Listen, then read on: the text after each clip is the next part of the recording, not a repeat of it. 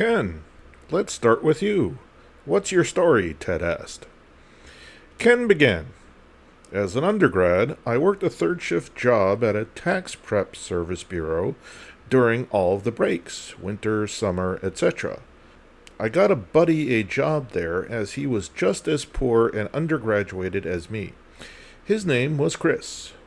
Chris and I were tasked in this position with matching up forms from pick lists, stapling the collected forms, and stuffing the complete tax packages into envelopes.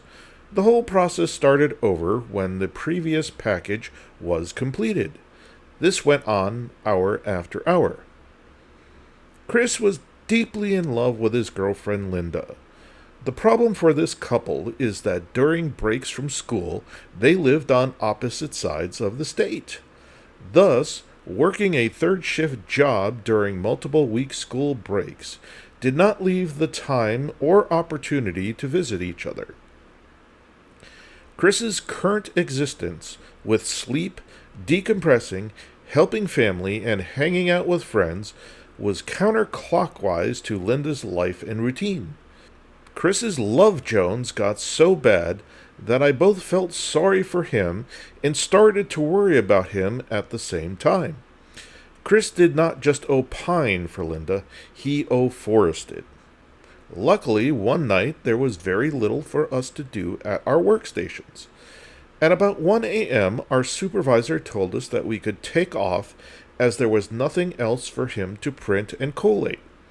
We packed up after this notification and headed out to my car. As the car was warming up, I turned to Chris and said, "I've got a full tank of gas. Let's take a ride to Linda's place." Chris's eyes went from specks to saucers in a heartbeat. "Let's do it." So, off we went. We arrived at Linda's parents' house around 4 a.m. Linda and her parents had no idea that we had decided to shake up their morning routine. Chris and I both thought it would be better to wait until 5 or 6 before trying to get their attention. After all, the whole family had to work that day. Chris and I passed the time in the car talking and eating our lunches, not 50 feet from Linda's front door.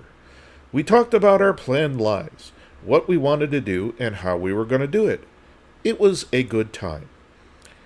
5:30 rolled around, and Chris was getting anxious. He had no idea how to wake Linda up to get her attention without getting shot by her dad. I suggested, being the romantic that I am, of throwing something discreetly at her second-floor window. The lawn and ground therein were an icy sheet of snow. There was very little that was at hand for Chris to use, except, yes, the Oreos that we both had left in our lunches. "Yes," Chris said, "the Oreos will do nicely."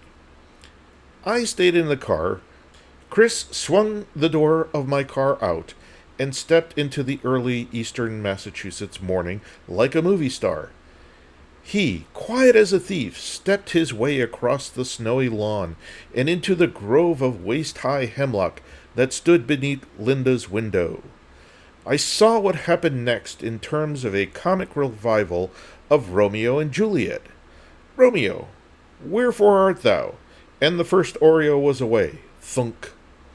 "But soft, what light through yonder window breaks?" Second Oreo away.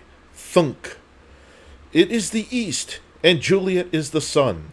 Thunk. Third Oreo away, and light now on in Linda's room. "Arise, fair sun, and kill the envious moon." Clink. Linda was at the window, actually pressing her face and upper torso against the glass while rubbing the sleep out of her eyes. "It is my lady! Oh, it is my love!" Chris spread his arms wide and smiled like a fool. "As daylight doth a lamp her eyes in heaven." Click! The front porch light flashed on, and the door opened wide. "Oh, speak again, bright angel, for thou art as glorious to this night, being over my head." Chris and Linda hugged and kissed. Linda looked like she was dreaming.